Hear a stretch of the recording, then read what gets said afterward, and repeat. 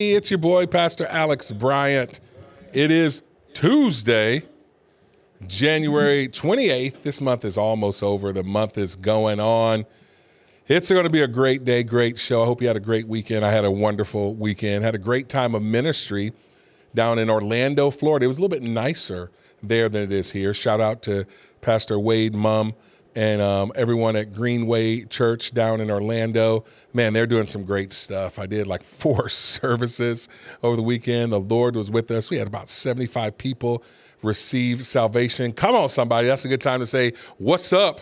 My son Michael went with me. He led worship down there and did a great job. It's awesome to see your children operating in the things that God called them to do. So, yeah. So I'm back, ready for Frontline Faith. Now, let me kind of give you a little rundown of the next couple of weeks, just so you'll know what to expect. Thursday, going to have a little bit of a different show. Thursday is the day. Many of you guys that know me, you know my son Mason. Almost 3 years ago, he was diagnosed with T-cell leukemia. Well, he's been in a treatment for literally almost 2 years and 9 months. And Thursday, he will ring the bell at St. Jude's, the affiliate here at Mercy. Yeah, amen. He's going to ring the bell to signify the end of his cancer treatment. It's been a long time coming. Every week he goes for chemo, and he's been cancer-free for, almost 2 years. None of his scans have come back that have shown any cancer, so the Lord's healed him. But the end of his treatment will be this Thursday. So I'll probably get a little video. We'll try to do something there. I don't want to, I don't know how the moment's going to go. Don't know what our family, how intimate they want it to be, but we like to share those things. So we'll let you guys in on it some way or another. But that's going to be Thursday. We'll have a little bit of an abbreviated show. And then next week I'll be in California and Idaho. We'll bring you a little bit of a podcast, but it'll be a little bit different from there. So that's what's going to happen the next couple of weeks. And we're just going to keep on doing it. We got a lot of guests planned to be on here, congressmen and some of the same old guests. If you watch me on Wake Up Springfield, you know the different guests that used to come on there. We got another camera angle. What's up? Hey, right over there. Frizz is like getting jiggy with it this morning, aren't you? So, so yeah, we'll have a little bit of the same old story there. Let me give you a rundown of what's going to happen today. What's the big deal? We're talking about America being open for business. That is going to be the deal, putting America is open for business. Trump's talking about putting America first, and people are responding.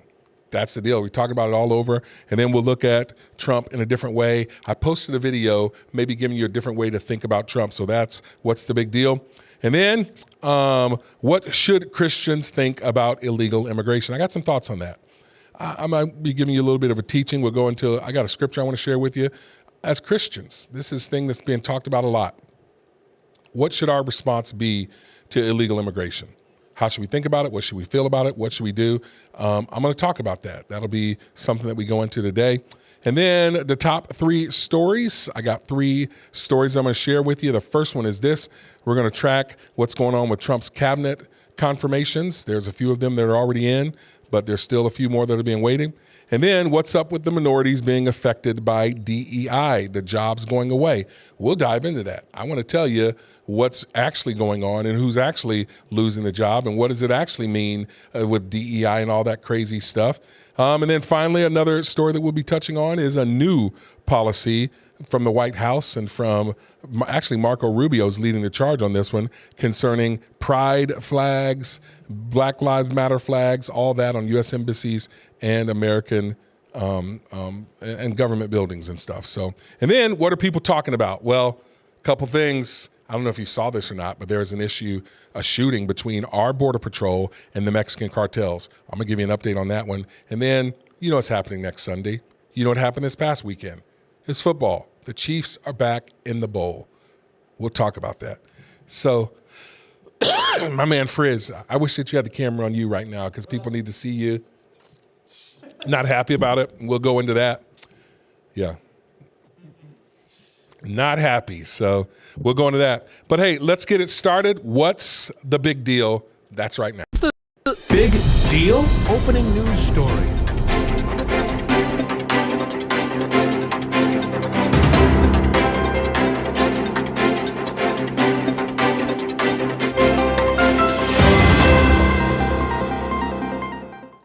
What's the big deal? First thing we're going to talk about is America is open for business. Now, before I do that, let me just give this other little housekeeping thing. Thank you all for your support. A lot of you guys are sending us emails, and we're still working out some of the kinks. You're sending us messages. We're still working through it. We knew we had some sound issues last time.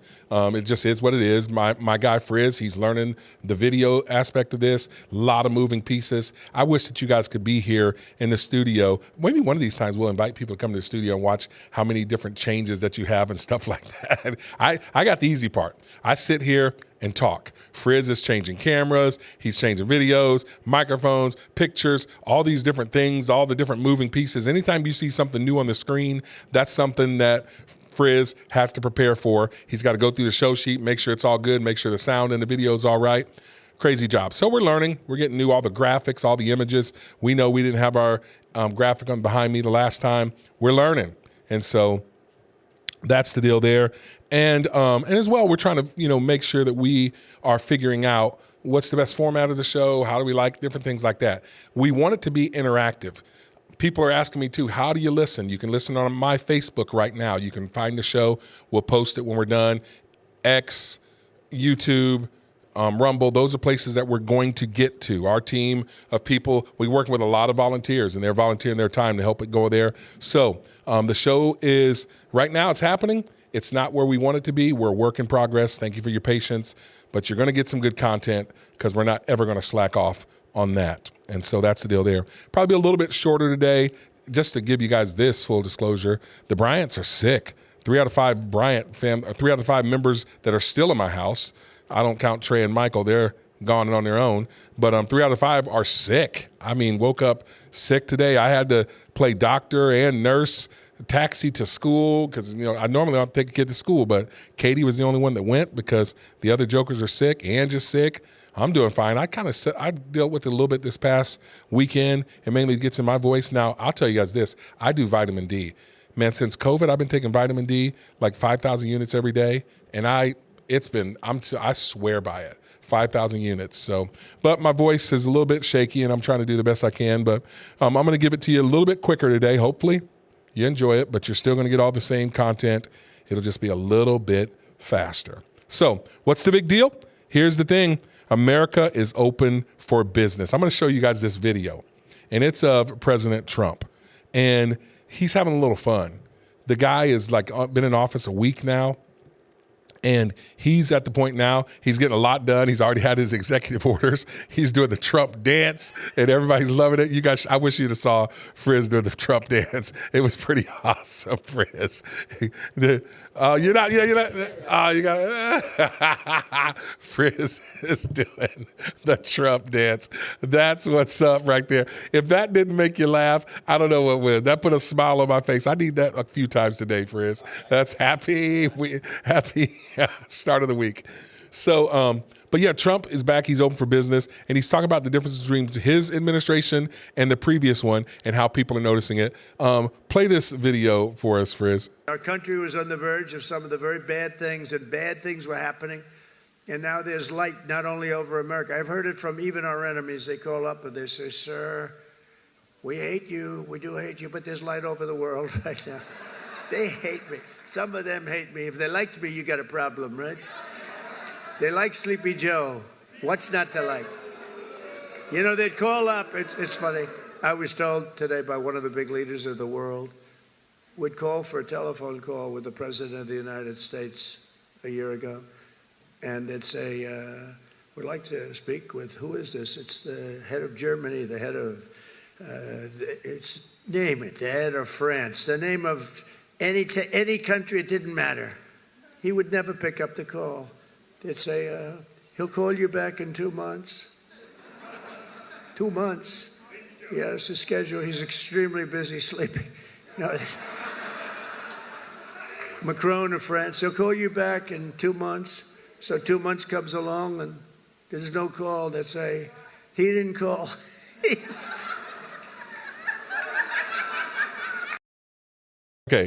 Okay, here's the deal. Trump is having fun. You don't see the guy just like laugh like that. I mean, he's such a masterful storyteller. He's entertaining himself.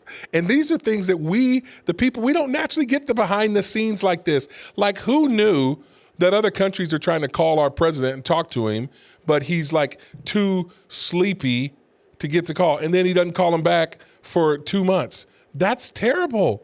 And so Trump's telling the story. We're going to keep playing this clip because there's more. So check this out. Our country was on the verge of some of the very...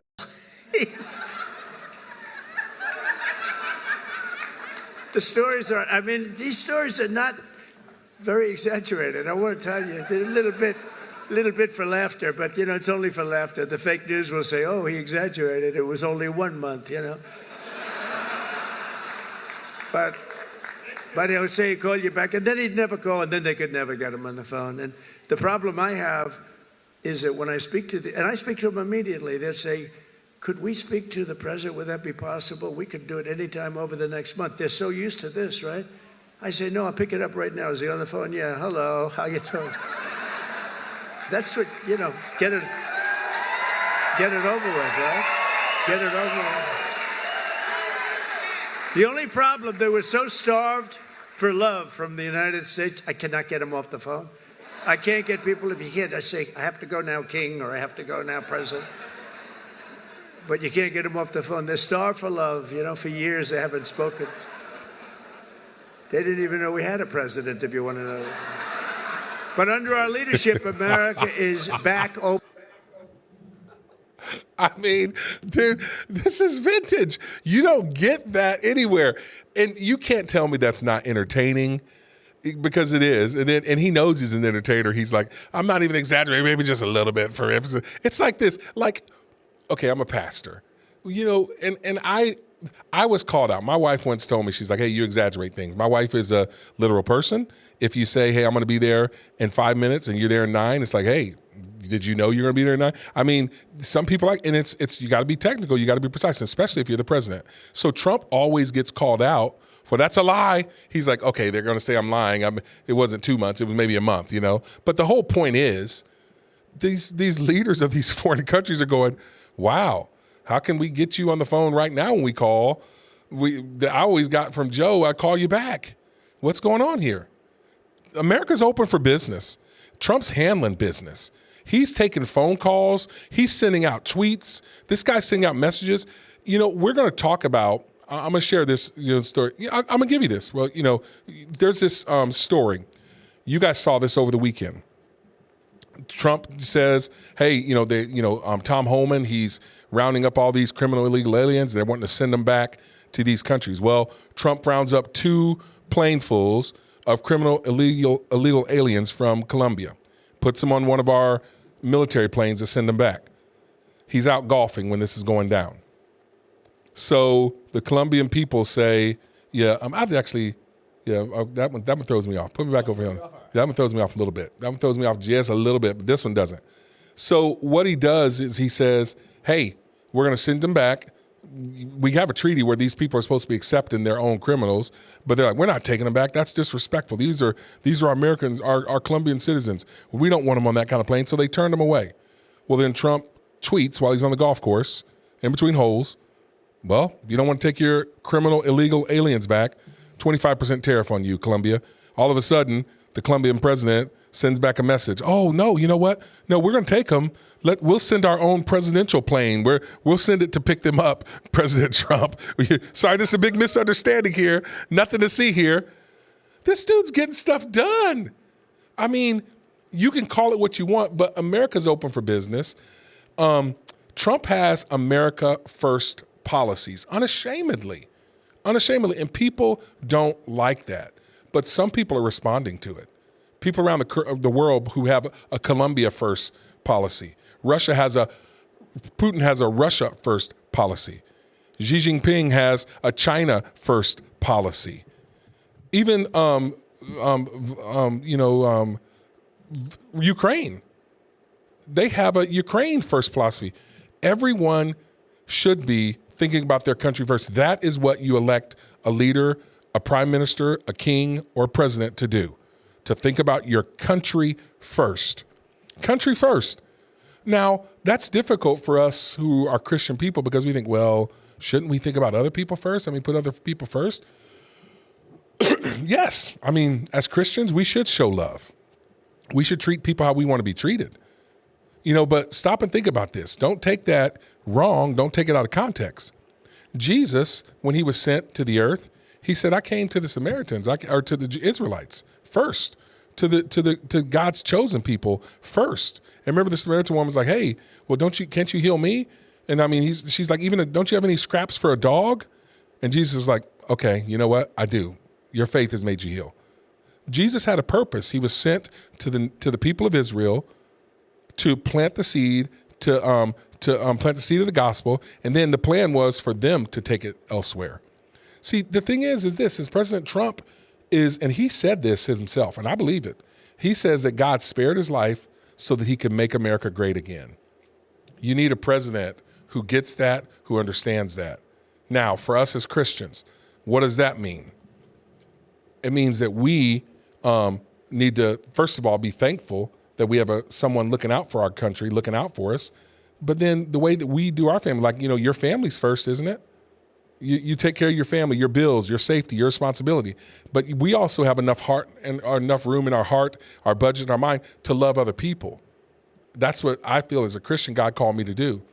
But what would it look like for me to neglect my own family, their well-being, their safety, their needs, so that I can be going out and trying to save other people, homeless people, or people in other countries?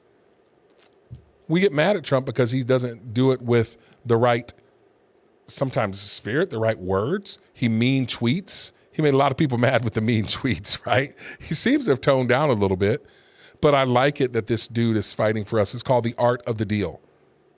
And that's what he's doing. He's putting America first, and people are responding. America first policies. Is this something that Christians can support? I absolutely say yes. Just like you put your family first, their safety, their well-being, their needs, your emotionally, socially, financially, physically, mentally, spiritually. You put your family first. Now, we also believe that God gives us enough room and capacity in our lives to help others, to show love to others, and we teach our kids and we coach our family to be servants of others, but they got to be healthy. This is what Trump's doing.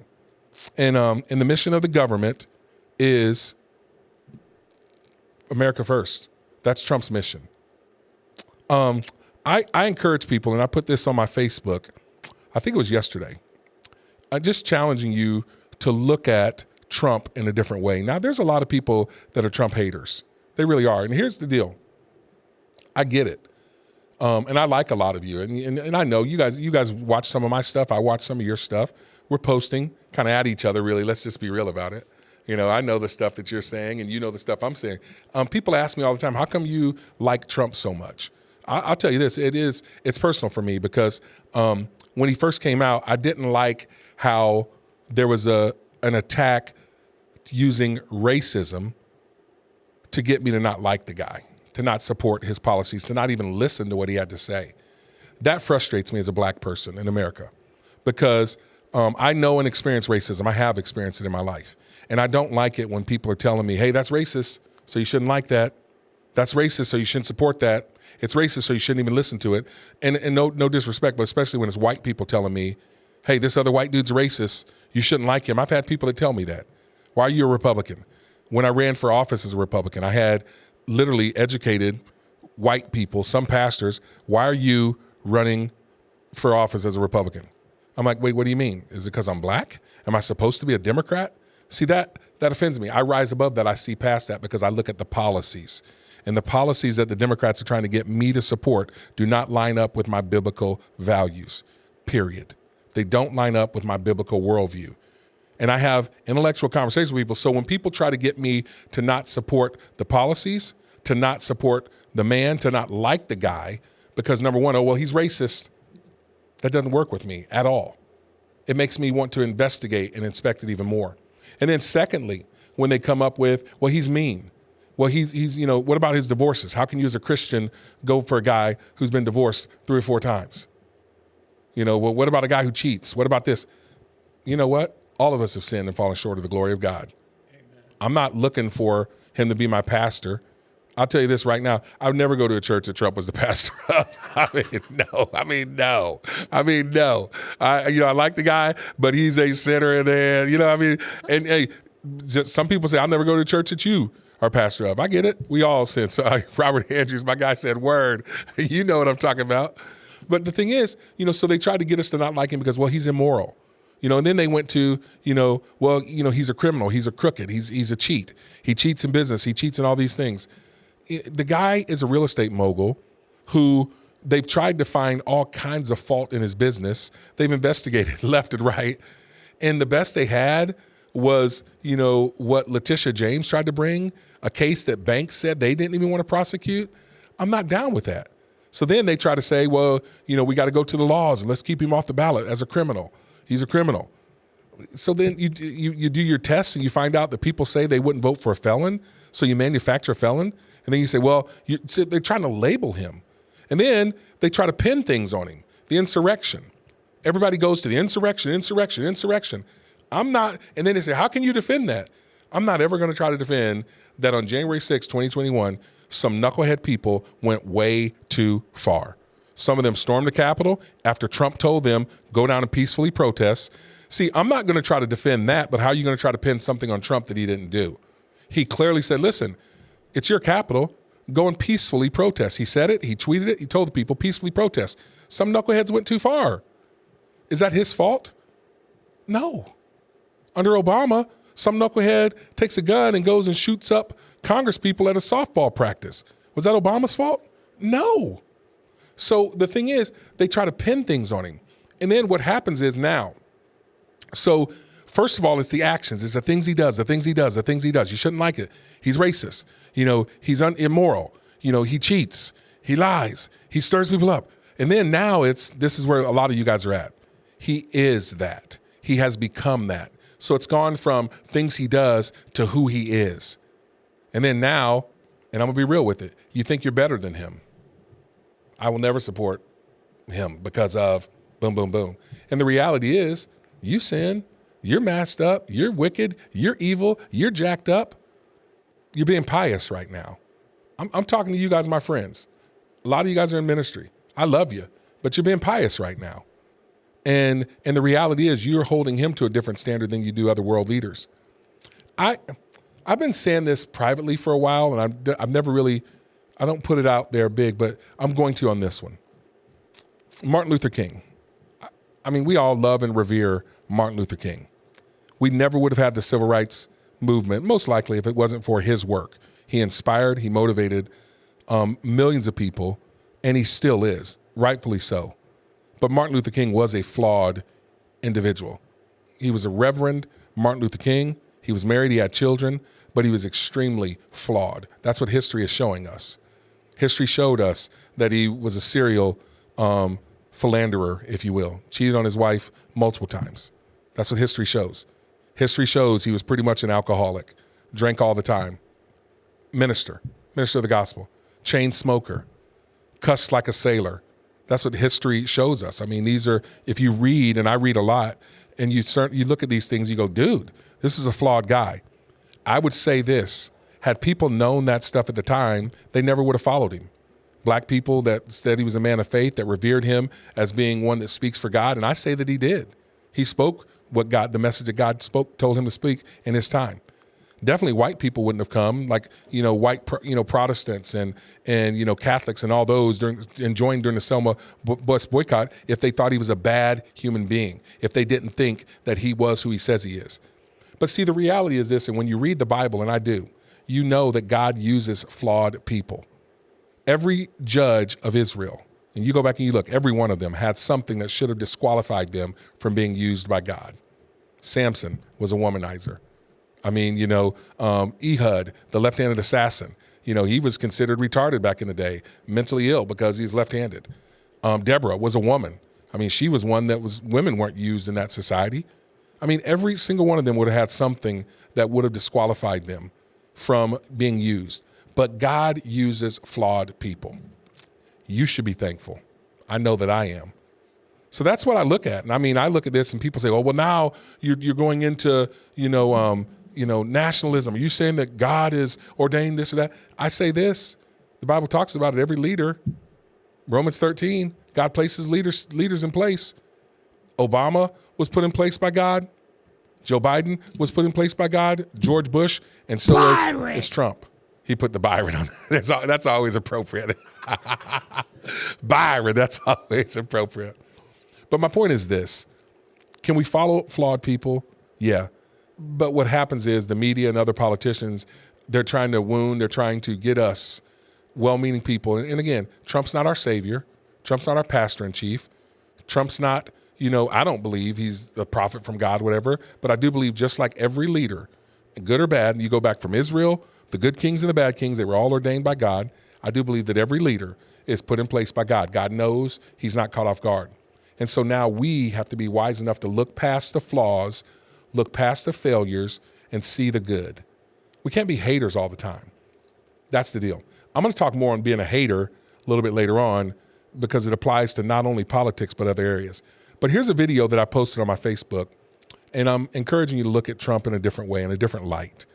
I'm going to play this video, and then I'll just give a couple thoughts on it. Okay, people, here's the deal. Now, just so you know, I pulled over for this one because some of you guys have a major cow when a brother gives a message video while he's driving. But I was talking to one of my friends, and you know who you are. I'm not going to say your name. But he's talking to me about Trump and how he doesn't like him. This is one of my good buddies. I've known him for 25, 30 years. He's not on the Trump train like I am. Here's the deal. I'm going to tell you guys this. All you people that don't like Trump, can I just ask you to do this? Think of Trump as your agent. Like you're a high-priced baller who's trying to get your bag. Like you're in the last couple of years of your deal and you want an agent to go out and negotiate the best deal for you. That's what Trump is. Trump is all about negotiating the best deal for us in America. The dude just says to everybody, he's like, look, Colombia, come and get your illegal criminal aliens out. Take our plane, take the flights back with them, send them back. And Colombia's like, no, we ain't taking them back. So Trump says, oh, you're not? While he's out golfing, he literally tweets, okay, you don't want to take them back? 25% more tariffs on you, Colombia. Deal with that. Bam. What is the next thing that happens? Colombia president says, oh, we're sorry. Yeah, we're going to send the president's plane to come pick up our illegal criminal aliens. Mr. President, sorry about that. Trump says to Europe, hey, you need to take our agriculture or we're going to put tariffs on you. We're tired of these trade imbalances. He says to Mexico, to Canada, you guys are sending across too many illegal drugs, too many illegal criminal aliens. Close the border or we're going to tariff you. What are they all doing? Hey, can we come to Mar-a-Lago to have a meeting with you, President Trump? He said to Greenland, he said, hey, give us Greenland or we're going to put tariffs on you, Denmark. This dude is our agent. Trump is all about America first. The dude is negotiating deals. It's the art of the deal. Hate him all you want. Don't like him. You don't like his tactics. The brother is getting her done. I'm going to talk about this tomorrow on Frontline Faith with Alex Bryant. Word. There you go, people. That's the way I feel about it. Hey, stop hating, start participating, start appreciating, and then you can start congratulating. That's the word right there. That's the word. Let's do this. I got another thing I want to talk about. What should Christians think about illegal immigration? We'll do that right after this word from one of our sponsors.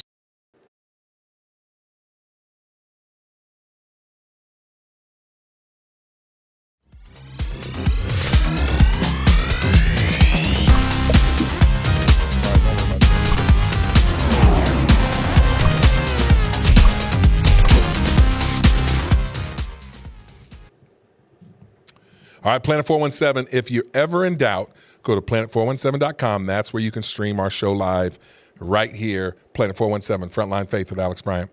Okay, hey, what should Christians think about illegal immigration? Hey, this is the deal. And I'm going to say this too. I'm going to give a shout out. I'm going to give a shout out before I do. You guys know that I'm random, right? I mean, I think people know that by now. Frizz, you track with me most of the time, don't you? That's because you. It's a bit tough, but yeah, I can track with them. That means that you're as random as they come to. Romans 13:1 and 2. Robert, thanks, my guy. My guy Robert played football with him at Evangel. He's down in Florida. I was just down in your neck of the woods. Shout out to you. He put up Romans 13:1. I'm going to share that here coming up just shortly. But hey, random, another shout out to my guy Ryan Rourke down in Florida. The guy's helping us with a lot of our graphics stuff. Ryan, I know Frizz is over there. Thank you, Ryan. Yeah. Hey, listen, he gives us notes. Sometimes they're tough too because he picks our show apart, brother. He gives me a whole list of, you got to do this, you got to do that, you got to do this. But the guy is got probably 2 decades of media experience. He's an expert, does great work there. But he's helping us get a little bit better. We know, like you're looking at probably down here. Wait, which side? Right here? Yeah, no, over this side.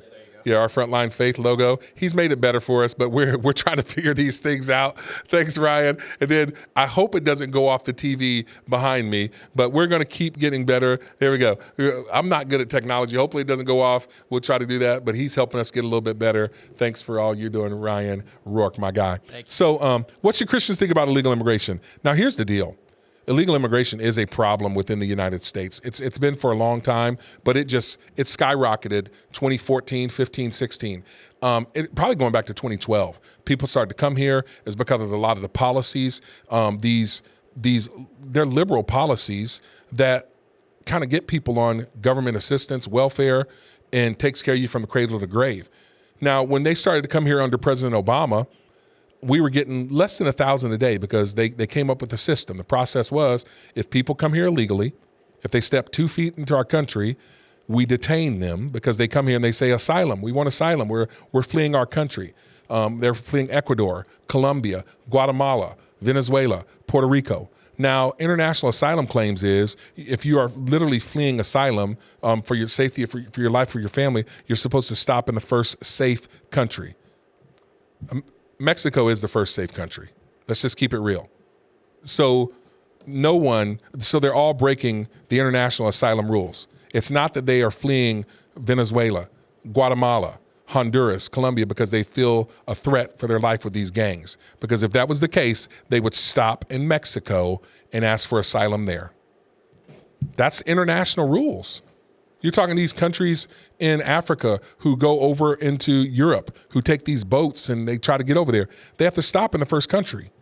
That's the thing. So these people, it's not that they are trying to flee persecution. They're being coached and trained by the NGOs, the non-governmental agencies, and they're saying, hey, listen, if you want to come to America, because that's where everybody wants to come to because we're a great country. We're a great country. I can't blame them for wanting to come to this great country, but make no bones about it. If you really, truly are in, the threat for your life, the international rules is stop at the first country and ask for asylum there. Nobody's asking Mexico for asylum. So come on, let's call it what it is. They want to come to America. Do we fault them? No.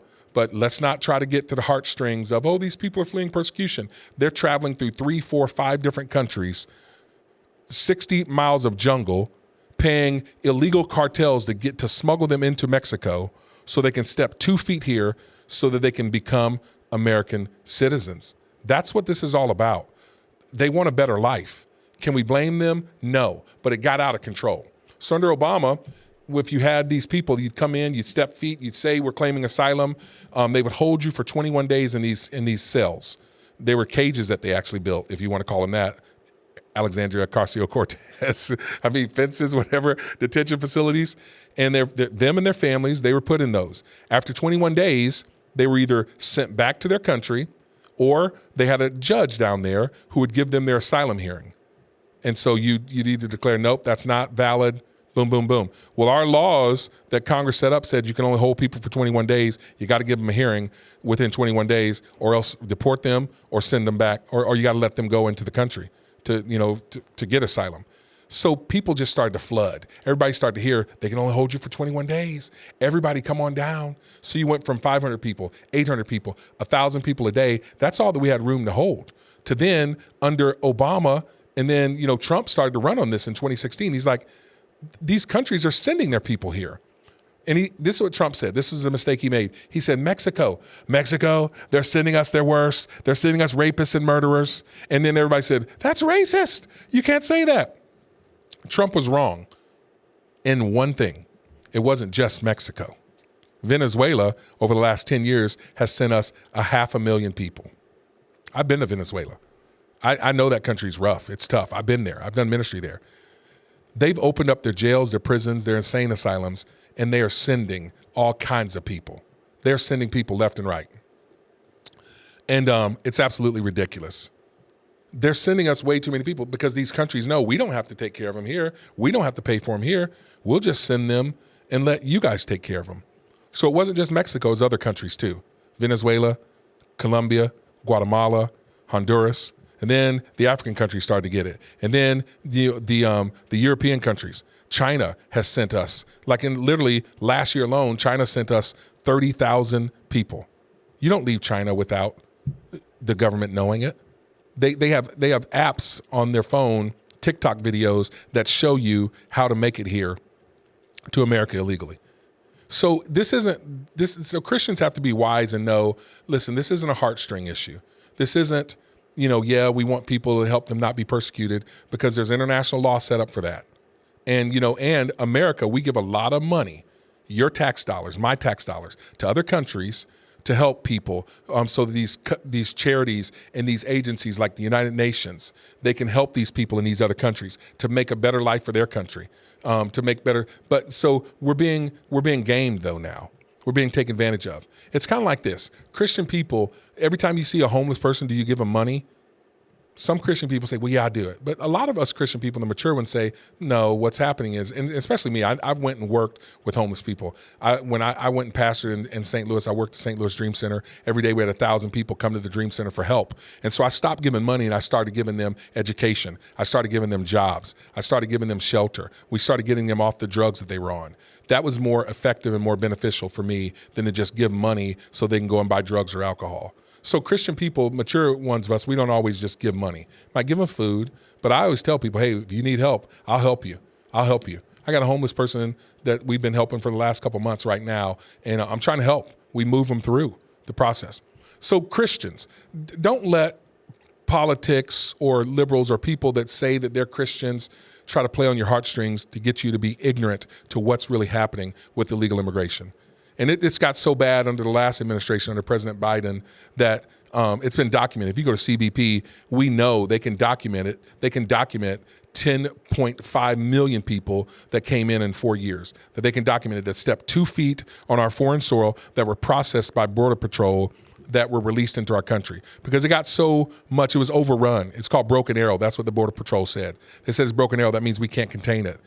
So then they even shut down the process of putting people and detaining them for 21 days. They said, you know what? Just tag them, give them a court date to appear back for their asylum hearing, and hope they make it back. Sometimes those court hearings, because we're so backlogged, is 3 years from now, 4 years from now, 5 years from now. And they're showing that upwards of 90% of the people do not ever come back for their hearing. It wasn't about asylum. It was just about getting here. Step 2 feet in, now you're here. They're going to keep you here. And then, I don't know if you guys know this or not, but there's this thing called, pregnancy tourism into America. Different people in other countries. And 70,000 people did this last year. 70,000 pregnant women made their way here so they can have their baby in America, because once you have a baby in America, citizen. That's what it's talk about, birthright citizenship, the 14th Amendment. Is that really what our forefathers thought of when they were drafting the Constitution? No, it was so that slaves, people that were already in the United States, that weren't considered, like people that were black and brown like me, who weren't considered a citizen, our kids were, okay, yes, now that you are freed, now that you are a citizen, your children are also citizens. It's never intended for literally China to make money off of bringing pregnant ladies here when they're in their 7th, 8th month of pregnancy, so they can have their baby here so that child can become a citizen. And then, well, you can't have a child be here by himself, so the mom has to become, stay here with her so she gets to stay here. Well, this mom is married. You got to bring the husband over. And, well, the husband, he takes care of elderly grandma, so you got to bring her over. So you got not only birthright citizenship, but then chain link migration. Bring the whole family over. That's not what is intended. And so just because you're a Christian doesn't mean you have to check your brain at the door. That's the deal. So Trump now, he ran on the fact that we're going to get rid of these illegal immigrants in our country. We're going to start with the criminal ones because a lot of criminals are doing a lot of stuff, and they started it. On Sunday alone, mainly in Chicago, 956 people were deported. ICE is going there. I mean, custom enforcement, immigration and custom, they are rounding people up. And in the week since Trump came in the office, 2,370 people have been arrested. That's about 590 a day. Now, don't just think Trump's a big bad meanie. Obama was known as the deporter in chief. During his reign, during his administration, he deported, they say, about 3.2 million people. Now, he had a more orderly process because if you step foot in our country illegally, and if you were encountered by Border Patrol, they took you to the detention facilities. You were there for 21 days. They ran all your backgrounds. You had a judge that would come in and say, nope, sorry, that's not a valid asylum, hearing. Why didn't you stop in Mexico? If you're really afraid for your life, you got to go back to your country. And he deported those people. They didn't release them into the country. Well, Biden started catch and release. Catch them, take their information, process them, and release them into our country. That doesn't make sense. Christians, we are not supposed to check our brains at the door. We got to be involved. We got to know what's going on and know why it's happening. So, so Trump ran this last time under, I'm going to send them back. The American people, by and large, 70% of Americans, 72% actually say they want all Americans, that's Republican, Democrat, Independents, they want to see criminal, illegal aliens deported.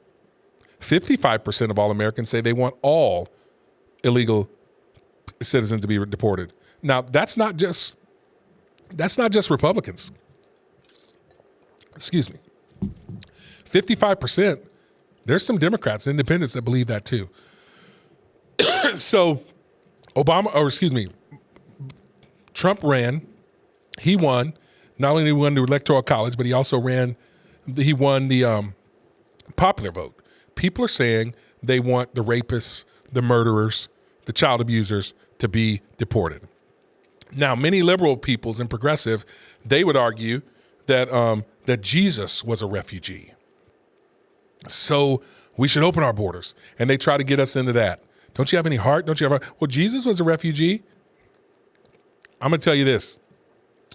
And I hate to point out this group. It's Catholic Charities. They're organized. I'm not saying these are all Catholic people because there's a lot of good Catholic people and that don't believe this. But the Catholic Charities that were started by the Catholic organization that has become very political, man, they have been advocates, one of the biggest advocates for illegal immigrants coming here, open borders, left and right. They've been at it for way too long. And they're trying to push their message. Open borders are good. Jesus was a refugee.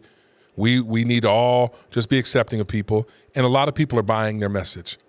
Check this out. Listen to one of these celebrities in Hollywood. This is actually Frizz's little junior high crush. Hey. Many people are getting attacked. The children. I don't understand.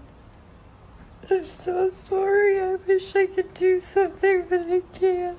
I don't know what to do. I'll try everything, I promise.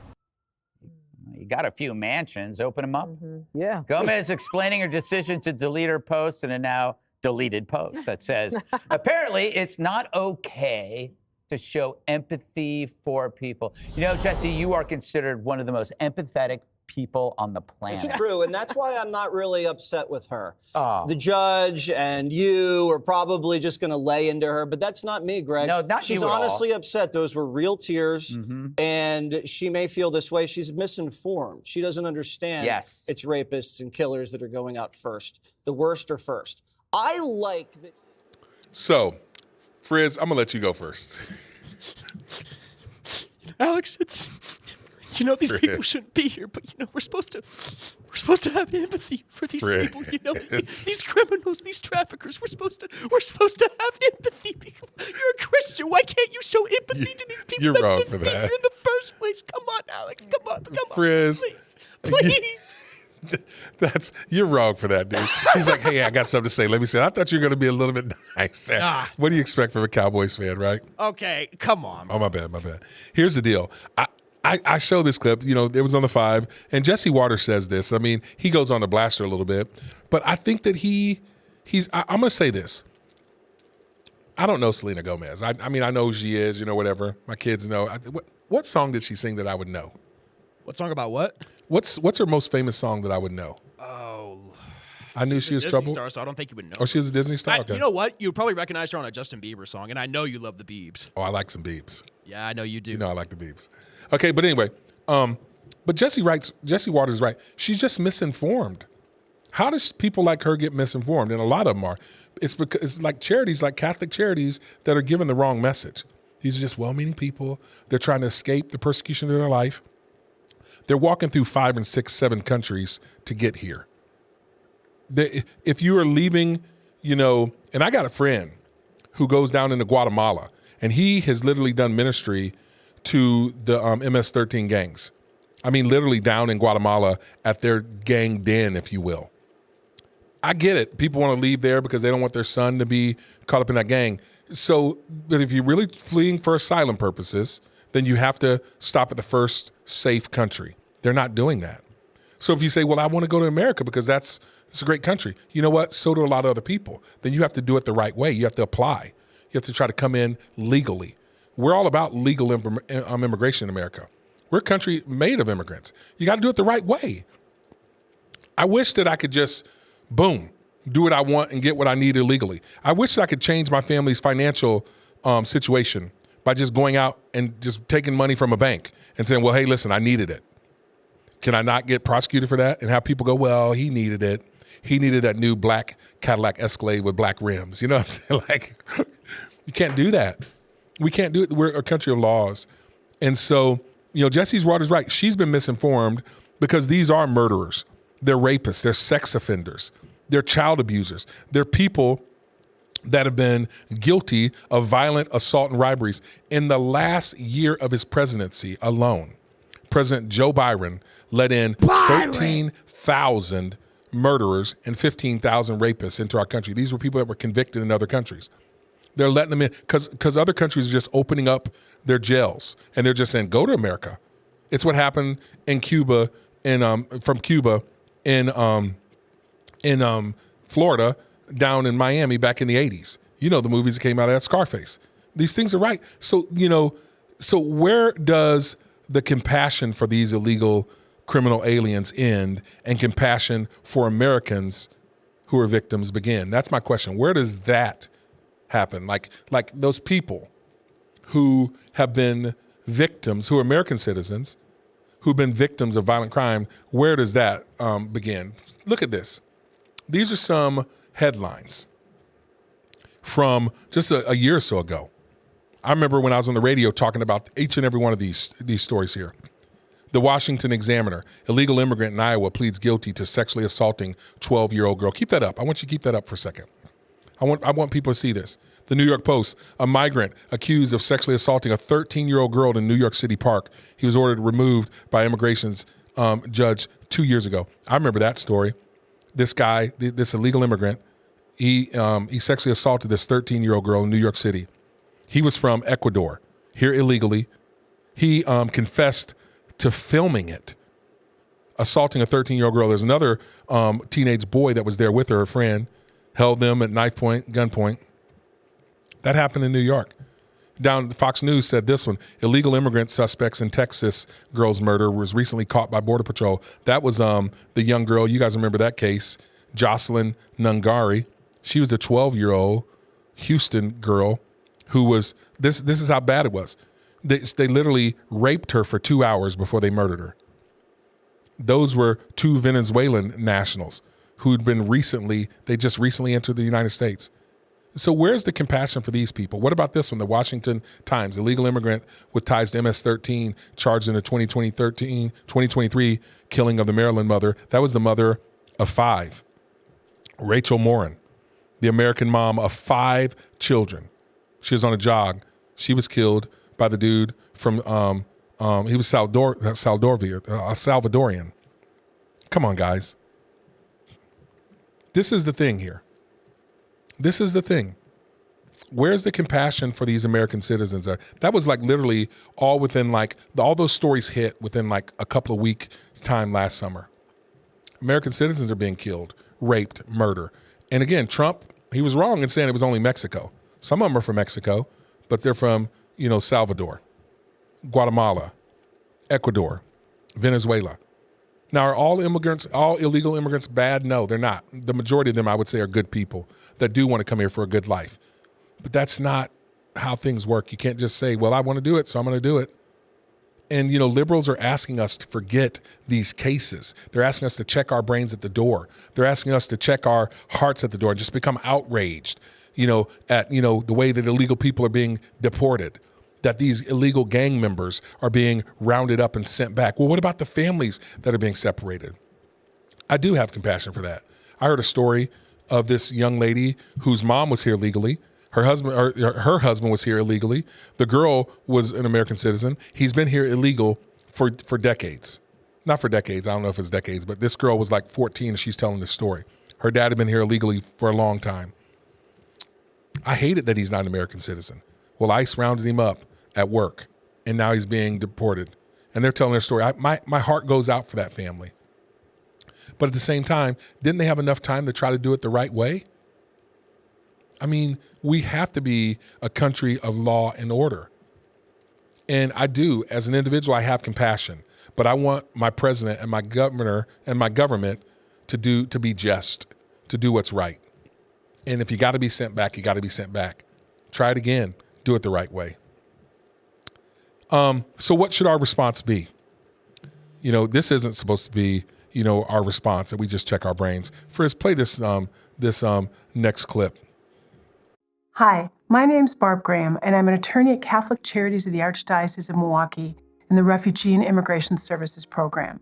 This is a video about knowing your rights if Immigration and Customs Enforcement approaches you. All people living in the United States, including people who are undocumented, have certain rights under the United States Constitution. So here's the thing. The Catholic Charities, and again, I'm not trying to diss all Catholics because there's a lot of good Catholic people, but this organization, the Catholic Charities, has become very politicized. They're getting a lot of money from the government. And where does government money come from? Us, taxpayers. And so they're using it now to advance their radical liberal ideology. And now they're coaching, training, and encouraging people to be here legally. And their belief is that the Constitution gives rights to illegal immigrants. And this is the heart of the debate. Does the Constitution give rights to illegal immigrants? They believe that they have the same rights that we do. That's the debate that's going on. Well, Trump doesn't believe that. A lot of us don't believe that. But these Catholic charities, they're now coaching people on how to come here legally, which is breaking the law. They broke an international immigration law. Now they're breaking our own. Keep that video going.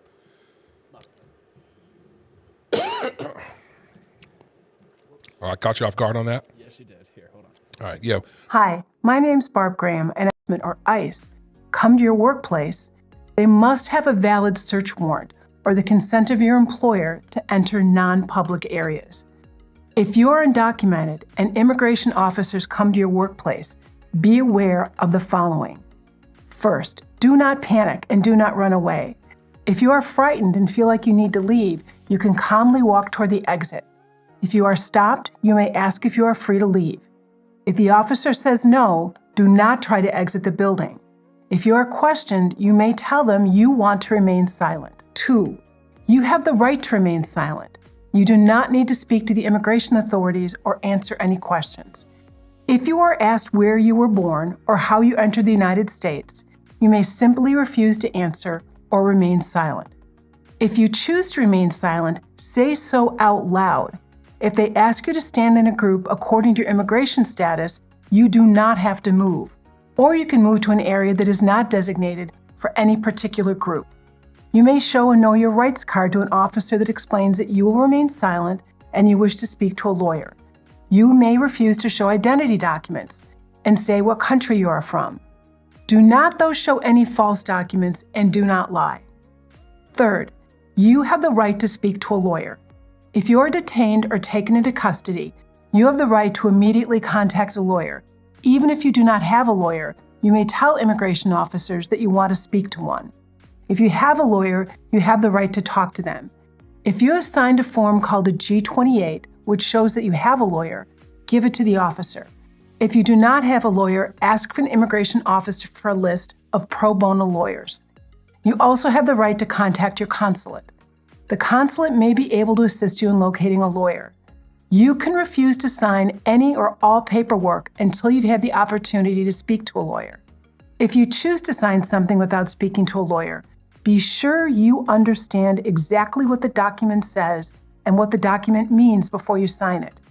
If you want more information about your rights or to learn you might be eligible for immigration benefits or relief, speak to a reputable immigration lawyer. You can go to the American Immigration Lawyers Association to connect with a lawyer in your area. Guys, she is literally coaching illegal immigrants on how to avoid ICE, how to stay in our country illegally. They came here illegally. They've walked through, they've broken international asylum laws. They've come here illegally. They're here under false pretense. Catholic Charities go down into the Darien Gap. It's down before the Panama, and it's before this 70-mile gap that they have to walk through the jungle that's dangerous for them. And they're coaching people how to get here. They tell them what to say. They give them food and water for the journey. They give them contacts. They set them up with the cartel, who, stop and think about that. The cartel is the one that smuggles them across the border.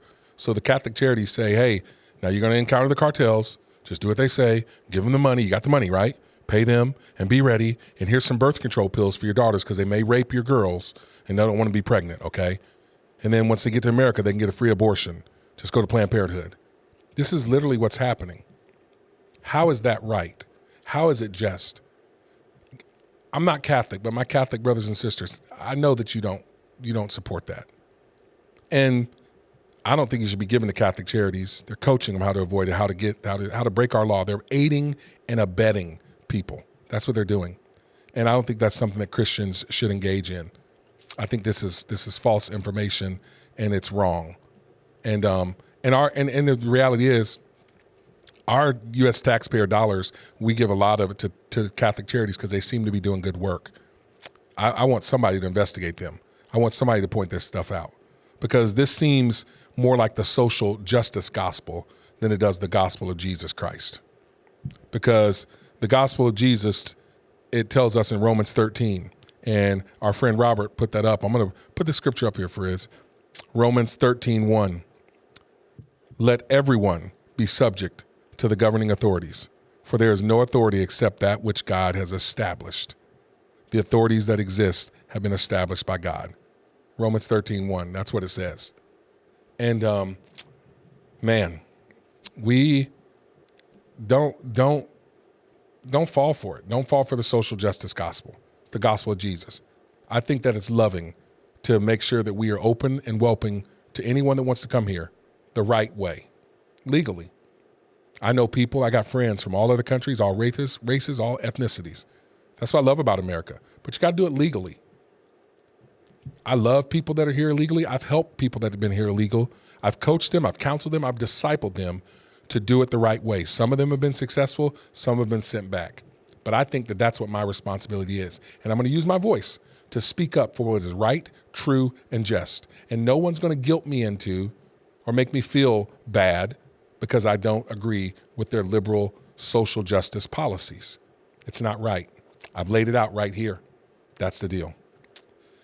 Let's keep it moving. We got top 3 stories of the hour. That's going to be what we're talking about next, right here on Frontline Faith with Alex Bryant.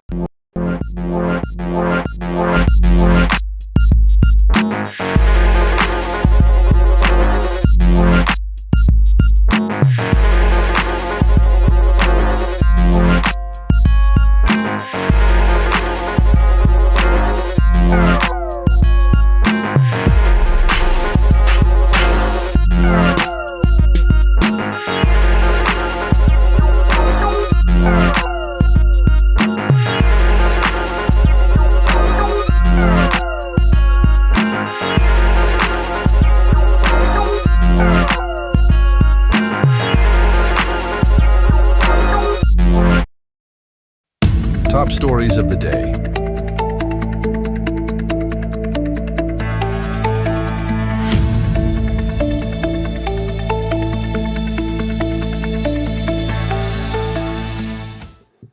All right, top stories of the day. I got 3 of them. I'm going to run these down fairly quickly today. Here's the first one.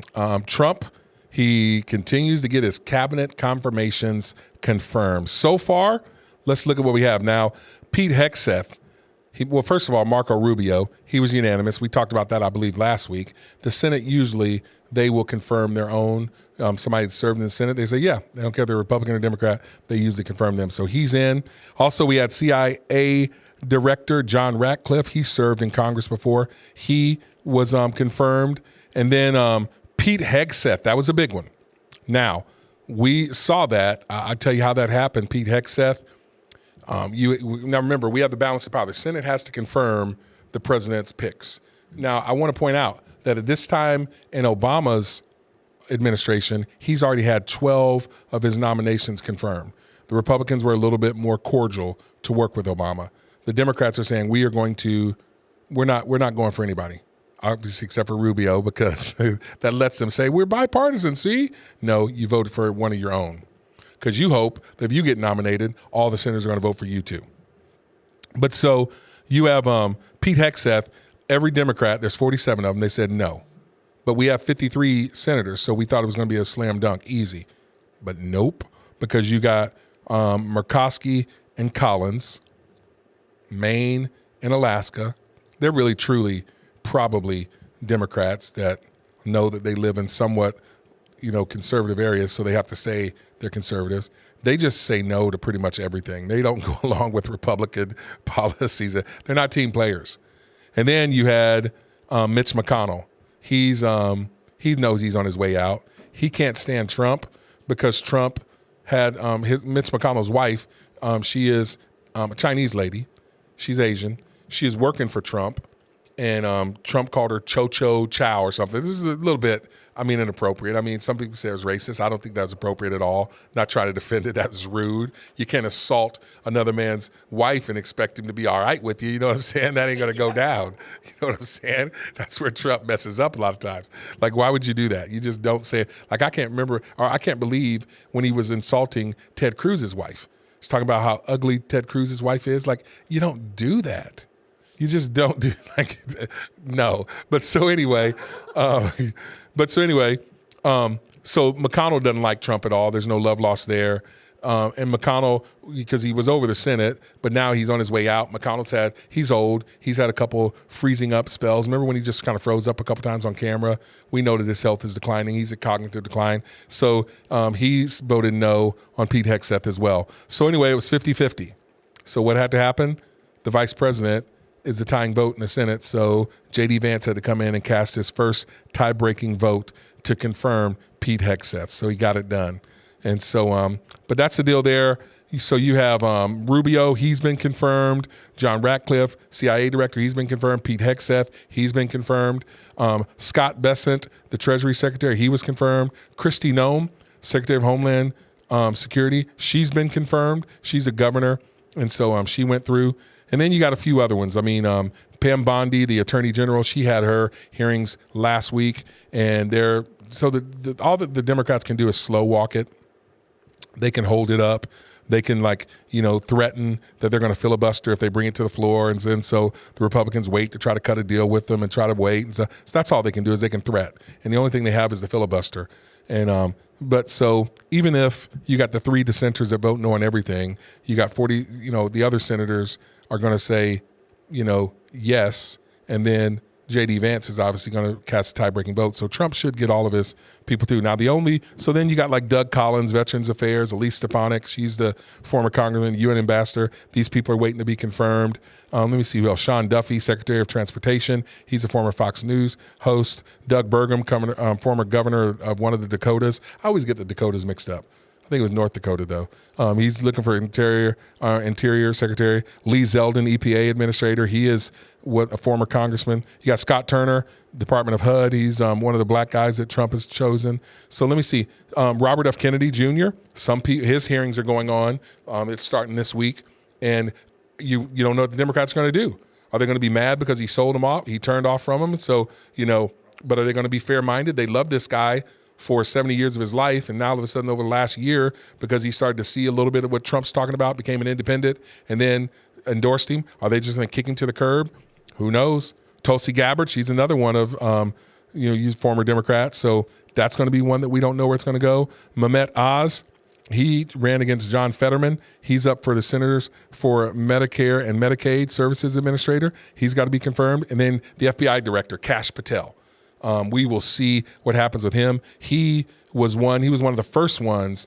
It was a low-level, staffer in Trump's administration the first time, and they got him. They caught him. They said he spied, or they were actually wiretapping him, and he was at the center of the Russian collusion and the Spygate and all that stuff. The government tried to take that brother down. I think he ended up serving like a week in jail because he lied or something like that. And so now he's like, I'm gonna reform this thing. And Trump's like, he wrote this dude, Kash Patel, wrote a book called Government Gangsters. Really a good read. He exposed a lot of that. So Trump likes him and says, hey, I want you to run my FBI. And so, we'll see. We'll see how that stuff happens. So there you go. So we mentioned some of the other people that were confirmed. Scott Bessent, the Treasury, he actually was confirmed by the Senate 68-29. So Kristi Noem, she was actually confirmed on January 25th.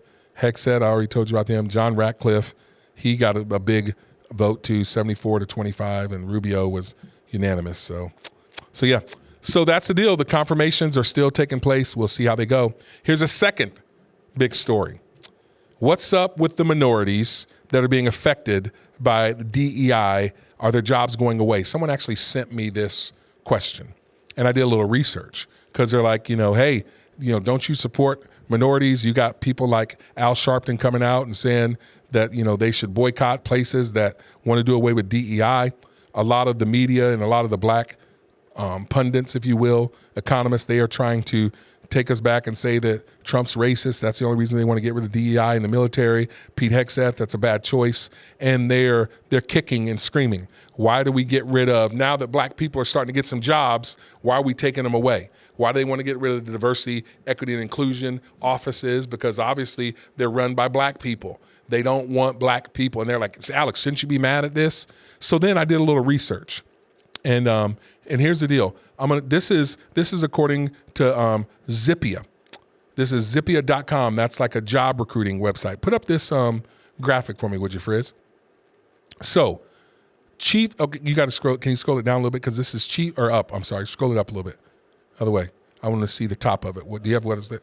No, right there. Yes. If you don't have that, that's okay. These are Chief Diversity Officer statistics by race and gender.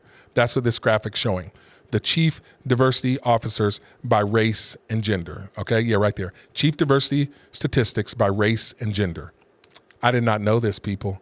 Wait, put it back on me. Put me right here. I want you to see this. Oh, darn it. Yeah, I did not know this. Because when people were telling me, someone asked me the question, hey, aren't you mad that a lot of black people are going to lose their jobs because they become DEI officers, diversity, equity, inclusion? I know some black people that took roles at universities and businesses, making good money. Just when your black people start to advance, aren't you mad they're kicking them down? I'm like, that's one bad thing about it. And I was like, well, I hope they can reassign them. And that's what Trump did. He's like, look, we're going to reassign people. You know, if you were a chief diversity officer, you're going to be reassigned in the military or whatever. We're just getting rid of this office, not necessarily the people. But here's what the statistics actually show. Who's actually losing these positions? Put that graphic back up again. So chief diversity officer statistics by race and by gender. Okay, so, and you're going to see this, 76.1% of all chief diversity officers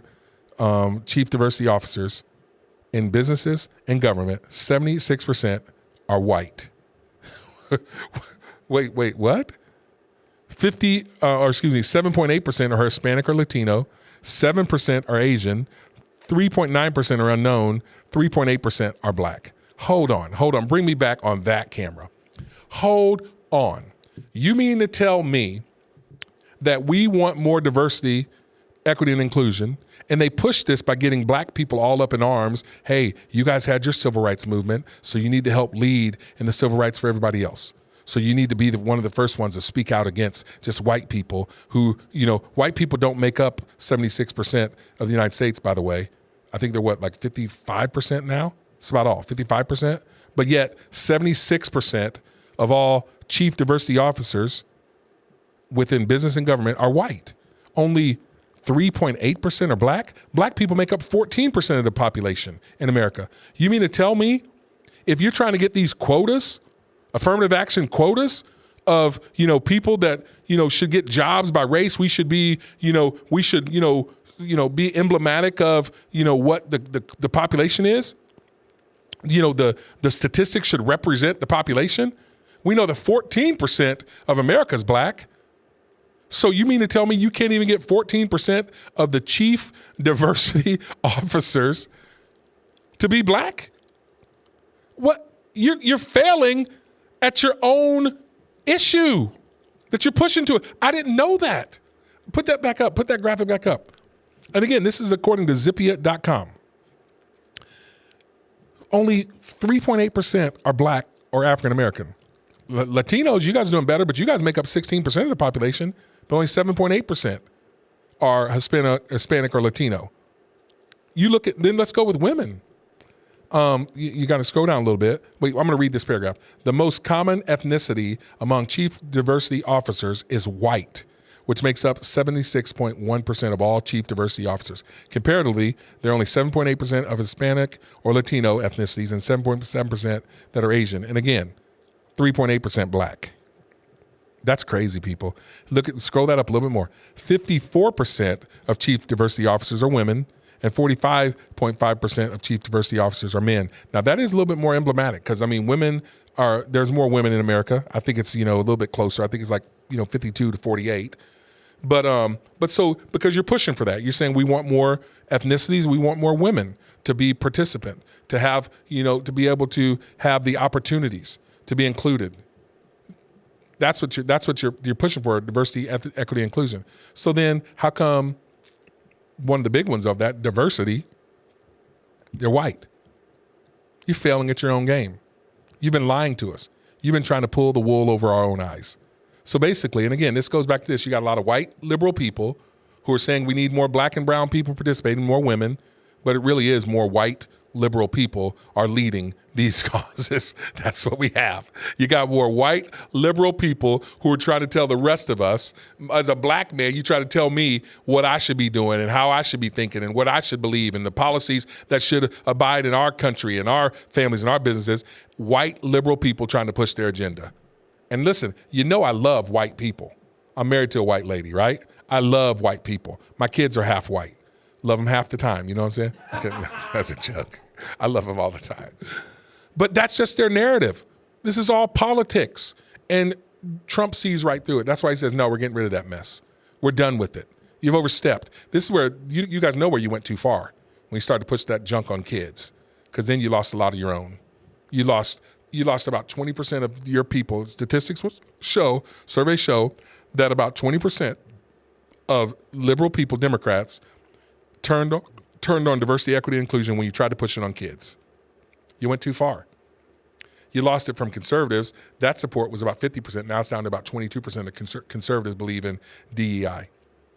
You went too far. You asked us to check our brains and our minds at the door, and people rejected that mess. So yeah. So what's up with minorities being affected by DEI jobs going away? They're not. They're not. That was all a big lie. There's the numbers. Zippia.com if you want to check it for yourself.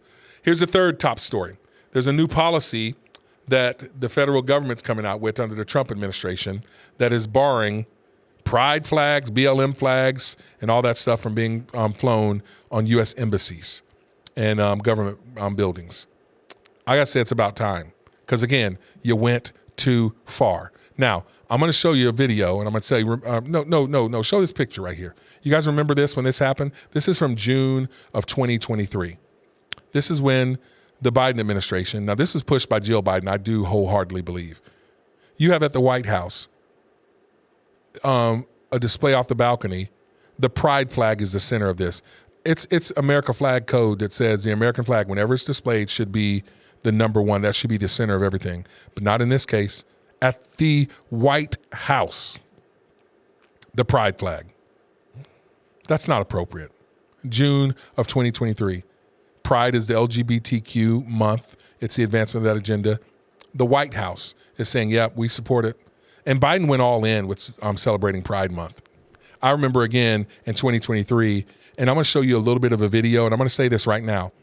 This probably isn't for kids. It's got some trans people in there behaving badly, okay? It's not for kids, just so you know. So you've been warned, okay? And but this is a video from the White House, the festivities, because Biden went all in with the LGBTQ stuff, and Trump's correcting that. He's saying, no, we're not putting the pride flag, the Black Lives Matter flag. None of those other flags are going to be shown. It's only going to be the American flag. But show this video. This is why that policy came down. Are we topless at the White House?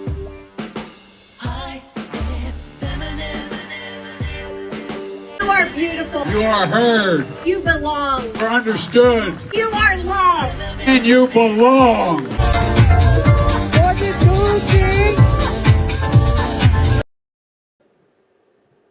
That's the White House. And they're showing that stuff at the White House. I remember seeing that live. You know, you got that threw them off guard. And then Karine Jean-Pierre, KJP, had to come out and rebuke that and defend that. You had trans people who had, they call it top surgeries. So you had two women that transitioned to be men. They had their shirts off because they had cut their breasts off and they were showing off their scars. So you had a dude who had a breast implant and he now thinks he's a woman. He's standing up there showing off his boobs up there. That's at the White House. So then the White House, when people complained because it looked like it was a topless woman, Karine Jean-Pierre said, okay, yeah, we're sorry. That should have never happened. Those people won't be invited back. Well, you know what? Because the internet keeps receipts. Well, next year they were invited back. They did participate. They put a video like, I'm at the White House again. Like, suck it to you, suckers. But this is what Biden said. Pride is back at the White House. That's what he said. He took it way too far. And that's why many have spoken out. And Trump has heard, and he's responded. Here is the new policy. Here's what he issued. Marco Rubio, Secretary of State, says this: starting immediately, only the United States of America flag is authorized to be flown or displayed at U.S. facilities, both domestic and abroad, and featured in U.S. government content. The flag of the United States of America united all Americans under the universal principles of justice, liberty, and democracy. These values, which are the bedrock of our great country, are shared by all American citizens, past and present. Period. I mean, that flag represents everybody. You can be considered a transgender, a gay, American. That flag represents you. You can be black, white, brown. The flag represents you. People died so that you could live how you want to live in the United States of America. And so that's the deal there. So there's only two other exceptions they made: the prisoner of war and the missing action, the POW MIA. Those emblems, they can still be shown, and then the wrongful detainees flag, so our prisoners of war. So, and this policy, it comes after the 4 years of Biden just going way too far and using our taxpayer dollars and the emblem of America to the world, the White House, to show what he believes. We don't all believe that. And so that's the deal there. So that's the top stories of the day. There you have it, short and to the point. Hey, let's get to what people are talking about. That's the deal. What people are talking about.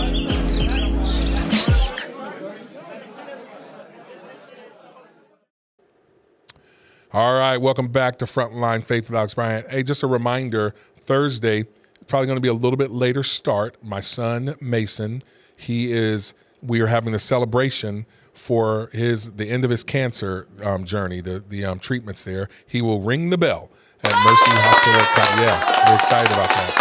At the St. Jude's Affiliate at Mercy. Yeah, baby, all that's appropriate. And so we'll get a little bit of a later start on Thursday, but we'll still have it for those that want to pick it up and find it later on. It'll be streaming on all the platforms. And then today, I just got two things that people are talking about. This is the first one. This is breaking news. It broke on X yesterday. Border Patrol agents, they were fired upon by suspected cartel members down in Texas. It's in Frontline, Texas. Play this. The cartel gunmen in Mexico fire shots at Border Patrol agents in Frontline, Texas. This all happened about 1 hour ago. Law enforcement tells Bill Malugin it happened as cartel members tried to bring a group of illegal immigrants across the river. The agents fired back. No one on either side was hit. The group of illegal immigrants did not make it across the Red River. Now, here's the deal. This is why it's happened. There's two reasons. Number one, Trump has declared the cartels terrorists. So that kind of lets our Border Patrol know we got your back if you're dealing with terrorists. Because you see terrorists trying to come across our border, trying to do terroristic activity by sending drugs over here that are killing anywhere from 100 to 300 Americans every single year. You have my support, you have my backing, and I'm asking you to neutralize that threat. Border Patrol agents have felt like they've been just glorified people processors. All they do is go down there and process illegal immigrants that are coming into our country, knowing that there's fentanyl and other drugs coming across. So Trump has shown Border Patrol, I got your back, keep our country safe. But then the second thing is this. The cartels are going to get desperate. I predict that more of this is going to happen because the cartels right now, they're losing money. They know that the gravy train's over and they had a deal. They knew that the Border Patrol agents weren't going to fire on them, but they never fired on us.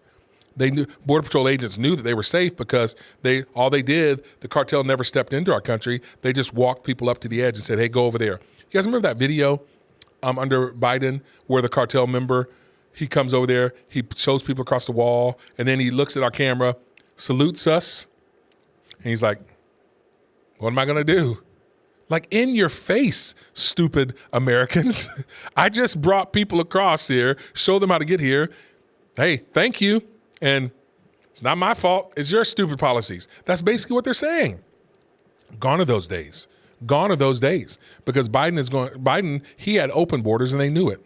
Some places along the border that Trump had built a wall, they welded the doors open, welded them open. They said, oh, well, it's because, we don't want the animals to get stuck over there. They could not get to water or whatever. They welded the gates open. That's stupid. So Trump is like, no, we're closing our border. And the Border Patrol, like in the last couple of months of Biden's presidencies, the numbers dropped down to 1,200 or 1,400 a day coming across illegally. It was up to 10, 12, 15,000 some days coming across. Remember, the plan that they asked us to sign off on, the so-called bipartisan border deal that the Democrats were trying to put, the Langford-Schumer bill, it said, well, we'll close the border if 5,000 people come across illegally every day. That's the number they wanted us to live with. Well, it's considered closed if no more than 5,000 people come across every day. You do the math. That's like 2.8 million people that were being allowed to come into our country illegally before we said, okay, we're closed. They knew that weren't going for that, and then they had to walk that back. That's why Trump was running on that. That's why he said reject the deal, because it's stupid. You can't allow 5,000 people to come in every day, 2.8 million people over the course of a year. That's literally 11 million people that would come into your country over a presidency. That's what Biden let in. That's what he let in. So we rejected that deal, and Trump said, don't take the deal because I'm going to close the border. So then remember, Kamala Harris tried to run on the fact, I'm closing the border. I'm for strong immigration. Remember, I'm the only one that prosecuted transnational gangs. We're strong on the border. We want a closed border. So Biden administration, they knew they had to do something to close the border. So in the last few months, only about 1,200 to 1,400 people came across every day. Now, a big part of that was because Texas, Governor Abbott closed the border for himself. He put up the barrier. He put up the buoys in the river with razor blades so people couldn't climb over. And then he also put up the shipping containers with the concertina wire on the top. So that was the Republican governor, Texas Abbott, who did most of the work closing Texas. So then the cartel started going to California because Governor Newsom said, yeah, come on over, baby. We'll take you. We're just a wild and crazy state over here in crazy California. So 1,200 to 1,400 people were still coming across a day. Well, now it's been reported that under the first week of President Trump, only about 400 people are coming across illegally every day. They're having encounters with the Border Patrol. Numbers are down. Cartel knows that. They're going to get desperate because you go from 12,000 a day to, we can live with your deal 5,000 a day, President Biden, because we're still getting 5,000 people paying us to bring them across, to 400 a day. Oh, you're losing money. You know what I'm saying? So the cartel, who they bring across drugs and they bring across people, they're going to lose a lot of money. And so I think you're going to see more of them firing on our Border Patrol agents. That's crazy. So pray for our Border Patrol and our agents for their safety. Here is the second big story of the day, story of the weekend, if you will, what people are talking about, if you will. Frizz, get your camera ready. The Super Bowl is set, my friend. Chiefs versus the Eagles. I'm going to let you go first. What do you think? No, I like that. Let the people see your little handsome face. Okay, there we go. That's even better. So turn on my mic first off. Turn on your mic, Frizz. So let the people get your reaction. Chiefs versus Eagles in Super Bowl. What do you have to say? What do you think? I think just about 48 other states wanted something else because, it's another rematch. I can't stand the Eagles, and I'm tired of seeing the Chiefs in the postseason. So it's just honestly, Alex, I'm contemplating not even watching it. Ooh. And you know how big of a football fan I am. It's just because, like I said, it's not the Super Bowl that America wanted. It's the Super Bowl that Chiefs fans and Eagles fans wanted, not football fans. Now, I will say this. Frizz is a Cowboys fan, and the Eagles and the Giants are their biggest rivals, right? I mean, they're in your same division, so you can't stand the Eagles, correct? Represent, yeah. I will always represent my boys here. Actually, I need to get myself on this camera right here. Double Frizz. That would be like me. I would never root. Wait, where am I at? I would never root for the Packers, period. Never. No. I hope they never win another game, let alone Super Bowl again. So I get that, why Frizz doesn't want the Eagles. But you are a Chiefs hater. I have been known for being a Chiefs hater. There's no denying it. And it's not even that. I say this. I didn't mind the Chiefs. I lived up in Kansas City, happy that they won, whatever. It's the fans. You fans are obnoxious and annoying. And I have something I'm going to say, justifiably so. I'm going to give it to you. Put me right here. Justifiably so. I'm going to admit that. You guys have a reason to be obnoxious and annoying because your team has been great. I mean, I gotta admit, you can't deny it. I want to go back to this, Frizz. I'm going to come back to that. So you're saying that you may not watch the Super Bowl. A lot of people are saying boycott the Super Bowl. That's trending on X. Is it actually? I did not know that. I haven't been on X recently, but you can understand why. I mean, wasn't this the Super Bowl a year ago or 2 years ago? 2 years ago, yeah. Last year was the Chiefs versus the 49ers. And I don't want to say this in a degrading way because if the Chiefs do win, we need to celebrate them getting the first ever three-peat ever in football history. But people get tired of watching the same thing over and over again. Remember at the end of the 2010s in the NBA Finals when it was just Cavs versus Warriors for, 4 straight years? And viewership went down because people are tired of not seeing parity. That's why whenever the divisional round came up and the championship round came up, I was rooting for the Bills, the Ravens, the Commanders. Yes, I was a Commanders fan for a little bit, and they're in my division. Yeah, that's just because I wanted something different, and I'm sure my statements really signify what the rest of the NFL wants, or their fans want at least. Okay. So here's the deal. But we're going to come back to this. We're going to pin it because I want to talk about the Chiefs. But let's talk about that game. Was it a fair game? What about the questionable calls? Frizz, give me yours because I'm gonna give you mine, but give me yours first. I mean, games aren't decided by a couple of plays and a couple of officials' calls. But what? you have to have my reaction. You have to like raise your eyebrow. You have to, you have to just go like, What? Yeah, like I don't know about that, Alex. It looked kind of shady to me. I don't know. Okay, let's do it. Let's talk about there's two in particular. The uncalled interception. Okay, play that. Possession of that. So right there, he doesn't get the left, and that ball hits. And I could see it because you can't completely say no, but that ball hits pretty. I don't know if you have possession for it. The other thing you're saying is Worthy's pinning it there. Now when it comes down and it makes contact with the ground, does Isaiah Worthy move enough to say that caused loss of control? That's the question. Is that a catch? Was it, Frizz? You know, Alex, that was the first time I've seen that play because I was just kind of like going back and forth watching the game along with just doing my video gaming. That did not look like a catch by Xavier Worthy. I mean, that's the question. I mean, like, it's hard for me to say that was a catch. Well, it was called a catch, and then Buffalo challenged it, and the call stood that it stayed a catch. Isaiah Worthy ends up, if you watch it, he came. Xavier Worthy, yeah. Xavier Worthy, yeah. So he ended up wrestling the ball away, but I don't see how you're going to say that was an interception. Now, tie goes to the receiver, the offensive player. But I don't think when the play was over, you know, when the elbows are on the ground, that wasn't a tie. Bishop had two hands on the ball. That's just my opinion, okay? Yeah. But, I mean, it is what it is. Here's another one. Here's another questionable play. Josh Allen on his failed fourth down conversion attempt. This is a key moment in the game. Play this real fast. He's looking from the other side where the football is right there. Does he get enough to get to that line? Just had to get to that line. The ref, now play that one more time. You see, marking it, look where he's looking. He comes in, he's coming in on that line right there. But then they mark it short. Did you see that one or no? I did see that one, and something that really surprised me, and I even told my dad, who's tuned in, shout out Papa Frizz, but I even told my dad after that happened, if the Chiefs wind up scoring on this very next possession, there's going to be some controversy.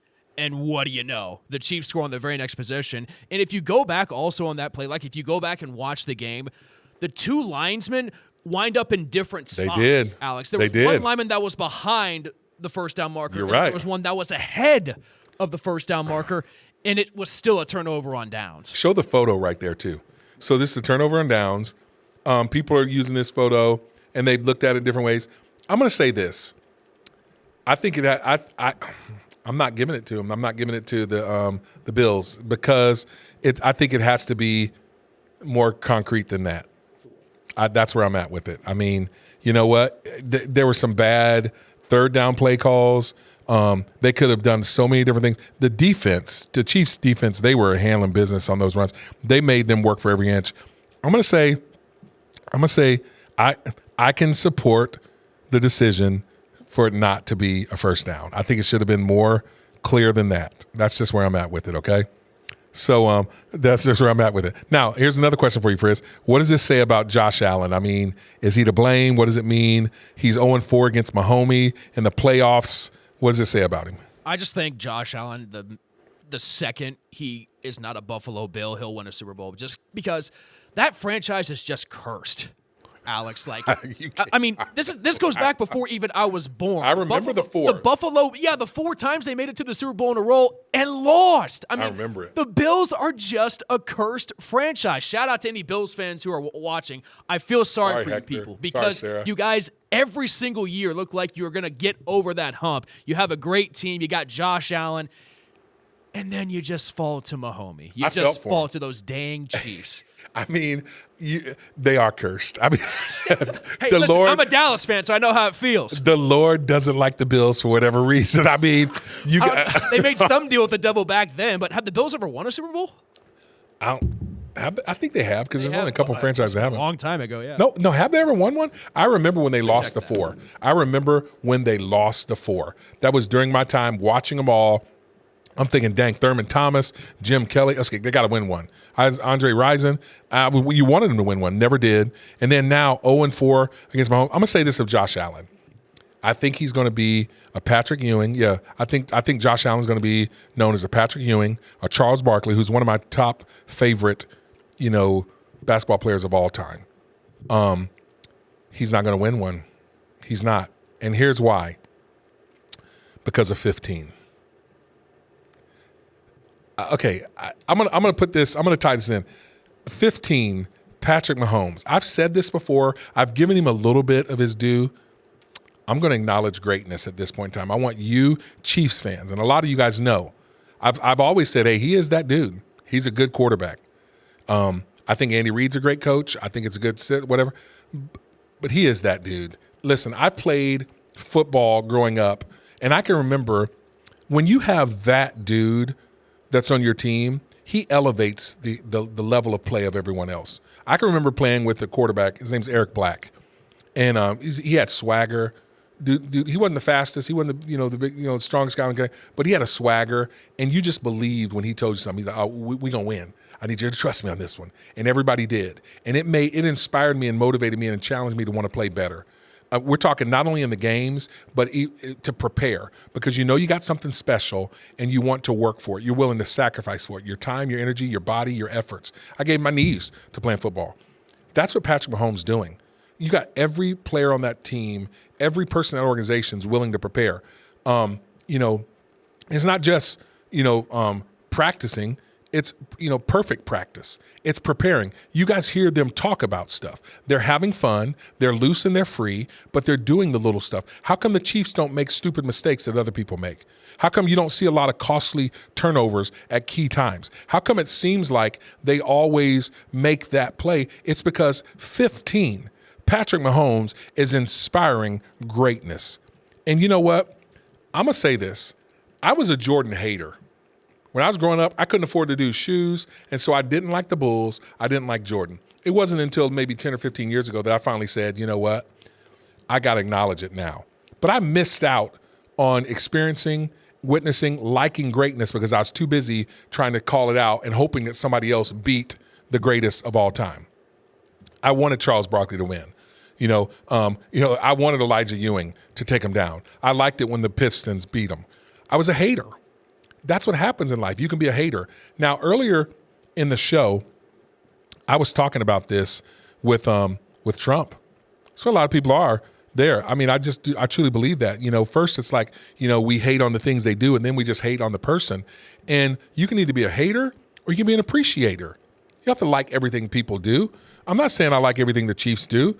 I'm not saying I like everything Patrick Mahomes does. I'm a Bears fan. My loyalty is with our team. Caleb Williams is my guy. LGBTQB1. That's my guy. I know he paints his nails and wears dresses and stuff. But I'm going to be, from now on, I'm going to admire greatness. Now, here's the deal. This is just a revelation that happened yesterday.